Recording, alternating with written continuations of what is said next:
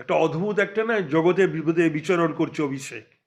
এত কিছুর পর বাংলার মানুষের কাছ থেকে ওরা ভোট আশা করে কি করে? শুধু ওদের সাম্রাজ্য করে দেওয়ার জন্যে? 50-এর নিচে আমি বলছি এবার ওরা নামবে। তৃণমূল এবং মমতার প্রতি একটা আস্থা ভরসা বিশ্বাস ছিল, সেটা একদম চুরমার হয়ে গেছে, ভেঙে ছুঁড়ে তছনছ হয়ে গেছে। না না, একেবারেই না। গণতন্ত্রের ধারপাশ দিয়ে হাঁটেন না তিনি, গণতন্ত্র বাঁচানোর কথা বলছে। পিসি অবৈধ কিনা, নিজের এমপিতে 7,11,000 ভোটে যেটাতে অবৈধ কিনা সেটাও বলুক। লিস্ট বার করবো নাকি ওদের কার কার কি কি অবৈধ? নিজেদের এত লুফোলস, এত ড্রব্যাক, তারা আবার অন্যকে খোঁচায়। ওদের নিজের পার্টি অফিসগুলো সারা বাংলায় যেখানে যেখানে রয়েছে সেগুলো সমস্ত প্রমাণ করুক না যে সেইগুলো বৈধ। কথা বললে মানে ভেবেচিন্তে কথা বলা উচিত। নিজেদের এত লুফোলস, এত ড্রব্যাক, তারা আবার অন্যকে খোঁচায়। আরে অহংকারটা কাদের হয়েছে? ওদের চলনে বলনে কথনে মানুষ বুঝছে। আর চারটে টার্ম পুরোপুরি শাসন করছে বিজেপি ভারতবর্ষে, আর 20-21টি রাজ্যে করছে। আগামী দিনে সে সংখ্যা বাড়বে। দিল্লি কেন, অনেক কিছুই উনি সামলাবেন, সামলাচ্ছেন, সামলাতে ওনাকে হবে।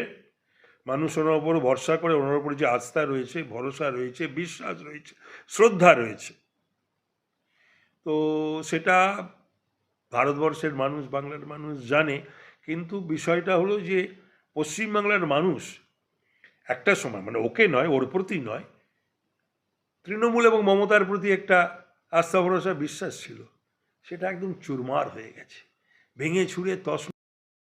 আর এই বাংলার মেয়েকে চায়, তাহলে বাংলার এই যে বিভিন্ন জায়গায় যে মেয়েদের ওপরে এই যে জুলুম, এই যে অত্যাচার, এই যে ব্যভিচার, এই যে সম্ভ্রমহানি শ্লীলতাহানি হলো, তাহলে বাংলার মায়েরা বোনেরা যদি তাদের মেয়েদের, তাদের সন্তানদের যদি এই ধরনের বাংলার মেয়েকে এনে যদি তারা দেখে যে অভয়া, তিলোত্তমা, তারপরে তামান্না, তারপরে দুর্গাপুর, তারপরে দক্ষিণ কলকাতা কামদুনি, হাঁসখালি, বকটুই, সেটাও তো তারা ভাববে।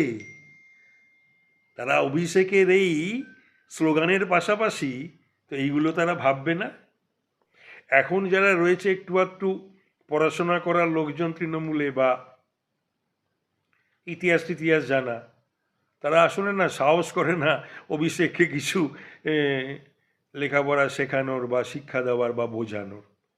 এই হয়েছে ব্যাপার। কারণ তাদের তো নেতা হয়ে গেছে না।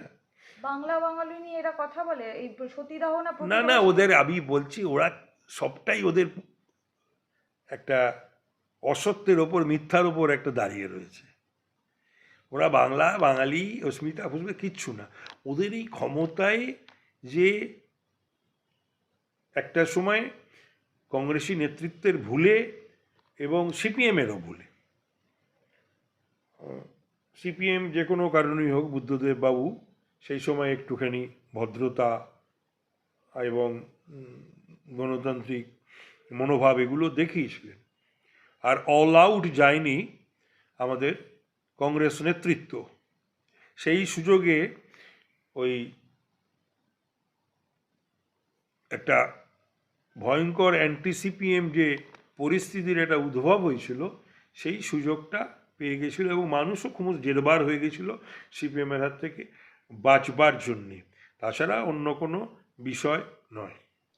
ওনার এই সৌজন্য টৌজন্য, ভদ্রতা, এগুলোর ওনার মধ্যে অদ্ভুত একটা, ওনার একটা নিজস্ব টাইপ একটা। আর কথা হলো শুধু সেটাই নয়, যে সমস্ত কথা বলা যায় না ওই ধরনের অনুষ্ঠানে তিনি সেগুলোও বলেন। এজেন্সিকে ব্যবহার করেছে তিনি, একদম আইনি মন্ত্রীগুলোর, মন্ত্রী থেকে শুরু করে আইনজীবী থেকে শুরু করে বিচারপতি শুরু করে সবার সামনে তিনি বলছেন যে এজেন্সিদের ব্যবহার। কখনো কখনো মনে হয় উনি মানসিক ভারসাম্য হারিয়েছে, তার মুখে সুস্থ বা স্বাভাবিক নন। মানে একটা বাংলার ওই চেয়ারে বসে উনি যদি ওনার যারা প্রেডিসেসর তাদের কথা ভাবেন, তারা কারা কারা ছিল, তারা সমস্ত নমস্য ব্যক্তি ছিল, প্রাতঃস্মরণীয়। সেইখানে বসে এইরকম ধরনের আচরণ, এইরকম অঙ্গভঙ্গি, এরম ধরনের ভাষা, এরম ধরনের কথাবার্তা বলা যায় বলে এটা মানে ভাবা যায় না। না মুখ্যমন্ত্রী না, একেবারেই না। গণতন্ত্রের ধারপাশ দিয়ে হাঁটেন না তিনি, গণতন্ত্র বাঁচানোর কথা বলছেন। দাদা একেবারেই শেষ প্রশ্ন, কালকে দেশের প্রধানমন্ত্রী নরেন্দ্র মোদী সিঙ্গুরে এসেছিলেন, সিঙ্গুরের মাটিতে তিনি পা রেখেছিলেন, কিন্তু সিঙ্গুরের চাষি থেকে শুরু করে সাধারণ মানুষের আক্ষেপ যে প্রধানমন্ত্রী নরেন্দ্র মোদী সিঙ্গুরে শিল্প নিয়ে খুব না, একটা কোনো ভালো- আক্ষেপ তাদের হওয়ার কথা নয়, হবেও না।